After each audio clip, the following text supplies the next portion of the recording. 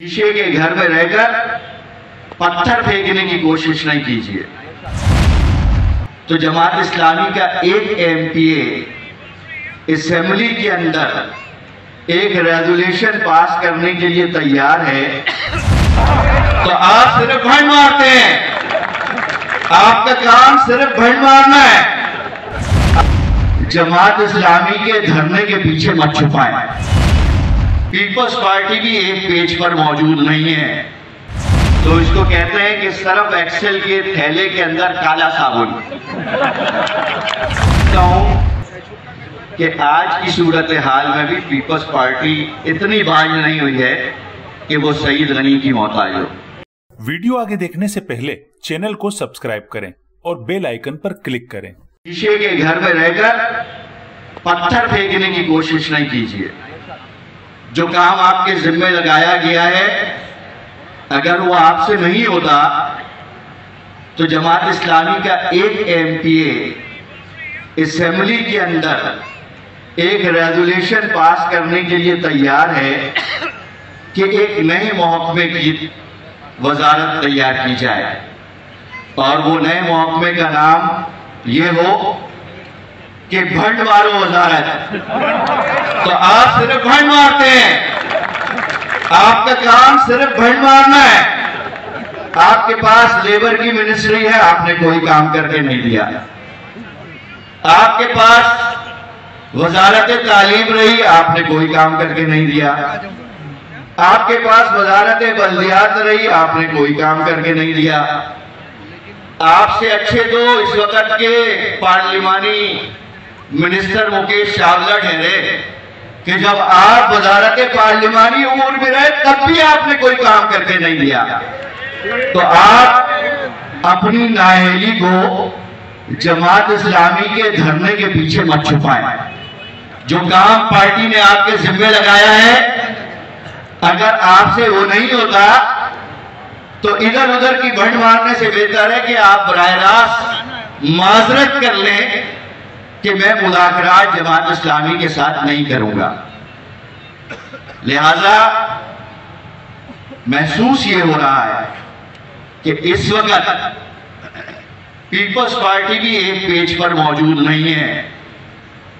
बाकी जो लोग आए थे तो वो दामे दर में सुखने उसी वक्त सारे मामलात के ऊपर बात करने के लिए तैयार थे, लेकिन यहां से रुखसत हो जाने के बाद ये जो आपकी तंगदिली है, आपकी तंगदिली की वजह से आपके अपने एमपीए साहब से नाला रहते हैं।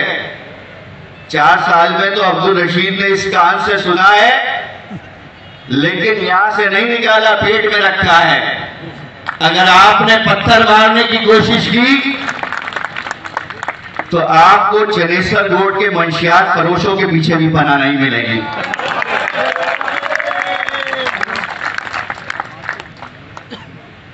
मैं आपको बताता हूं कि अगवा कैसे हुए थे। जब नेमतुल्लाह खान साहब शहर कराची का इंतखाब लड़ रहे थे तो पीपल्स पार्टी के 66 लोग जो उनके मुंतखब काउंसलर थे, पीपल्स पार्टी के कैंडिडेट ताज हैदर साहब को उन्होंने वोट नहीं दिया था, उन्होंने नेमतुल्लाह खान को वोट दिया था लियारी में।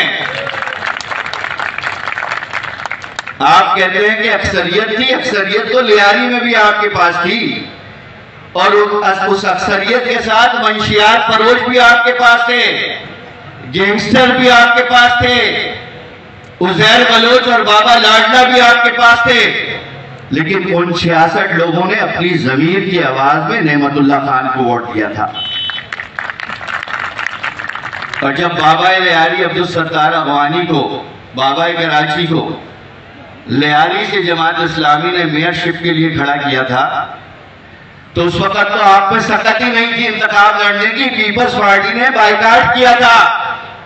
कभी आप अपने अब्बा की पुरानी डायरी निकाल के जरूर पढ़ लीजिएगा, तारीख उसमें दुरुस्त लिखी होगी। 69 के इंतखाबात में कराची में पीपल्स पार्टी ने मेयरशिप का इंतखाब नहीं लड़ा था। जब दूसरी बार अब्दुल सत्तार अगवानी साहब मेयर के लिए खड़े हुए तो खालिक अल्लाह वाला आपके उम्मीदवार थे और लियारी से आपके कोई काउंसलर अगवा नहीं किए गए थे। आपके जीते हुए आधे काउंसलर ने लियारी के अब्दुल सत्तार अगवानी को वोट दिया था, इसलिए अब्दुल सत्तार अगवानी जीत करके आया था। लेकिन आपके बारे में तो वो शवाहिद मौजूद हैं कि आपने ज़मनी इंतखाब में लियारी के गैंगस्टर्स को ले जाकर के लोगों और बरादरियों को अगवा करके वोट दिलाए थे। 2013 के इंतखाबात के अंदर लियारी की नशिस्तें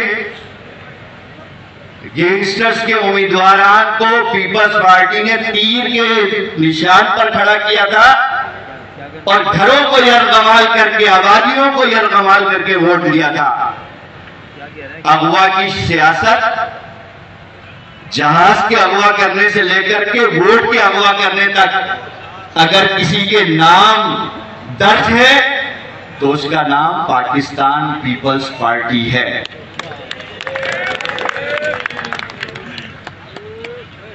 इस वक्त जमात इस्लामी के उस धरने से आप घबरा रहे हैं। आप एक एमपी का तस्करा तो करते हैं, कभी आकर देखें तो सही, हजारों लोगों ने आपकी असेंबली का दरवाजा बंद किया हुआ है।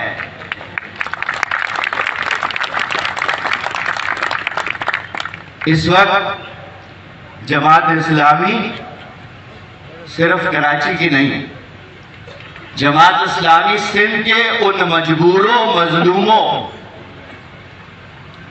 की भी आवाज बनी है कि जिसके ऊपर आपकी हुकूमत, आपके सरदार, आपके जागीरदार, आपके वडेरे जुल्म कर रहे हैं। इसलिए उछल उछल करके अपना बुग़्ज़ निकाल रहे हैं। मैं वो ये बात याद नहीं दिलाना चाह रहा कि जब 2001 में आप यूसी नाज़िम के उम्मीदवार बने थे तो आप जमात इस्लामी के वोटों से जीत कर आए थे। हमारी ये गलती एतराफ करते, हमने अपने कंधे पे बैठाकर यूसी नाज़िम आपको बनाया था। आप हमारे इत्तेहादी थे और जमात इस्लामी इतनी बुरी थी तो नेमतुल्लाह खान साहब को जब दोबारा दूसरी टर्म में हमने खड़ा किया तो आप नायब नाज़िम बनने की समूह से आए थे। आप तो उसी नेमतुल्लाह खान के साथ नायब नाज़िम कराची का इलेक्शन लड़ रहे थे। तो आप बताइए कि आपने कितनी एस्टेब्लिशमेंट से उस वक्त डील की थी। कभी ये भी तो बताएं कि पहली बार नाज़िम बने तो किसके कहने पे बने थे, दूसरी बार बने तो किसके इशारों पर, और तीसरी बार जब आप एमपीए बन करके आए तो उस वक्त आपका कौन सपोर्टर था।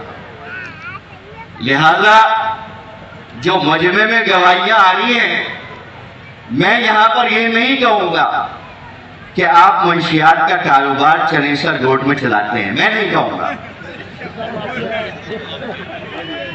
ये तो मजमे से बात आ रही है।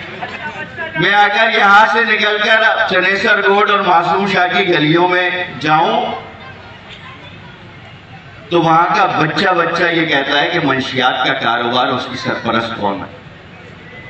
लियारी से लेकर चनेसर रोड तक, चनेसर रोड से मेमन रोड तक, मेमन रोड से सुराग रोड तक और सुराग रोड से 500 क्वार्टर हॉक्स बे तक अगर मंशियात की कोई चेन चल रही है, मैं ये नहीं कहूंगा कि आप उसकी सरपरस्ती कर रहे हैं, मैं नहीं कहूंगा।